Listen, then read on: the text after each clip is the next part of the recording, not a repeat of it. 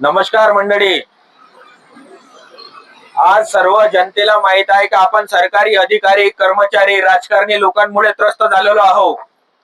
यांना कितीही तक्रारी केल्या, कितीही अर्ज केले तरी हे दखल घेत नाही। सर्वसामान्य नागरिकांना उडवाउडीचे उत्तर देतात, आपल्या पदाचा गैरवापर करतात, पदावर बसून फुकटाचा पगार खातात।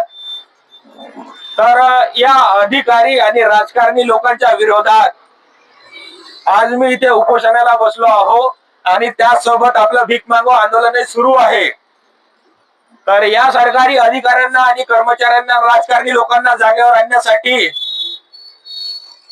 त्यांचा विरोध करण्यासाठी आज मी जिल्हा अधिकारी कार्यालयासमोर उपोषणाला बसलो आहो। आधी इंग्रजांची गुलामी केली, आता या सरकारी अधिकारी आणि कर्मचाऱ्यांची, राजकारणी लोकांची गुलामी करावं लागत आहे सर्वसामान्य नागरिकांना। या प्रकारची अवस्था मला यवतमाळ जिल्ह्यामध्ये दिसून राहिली आहे। धन्यवाद।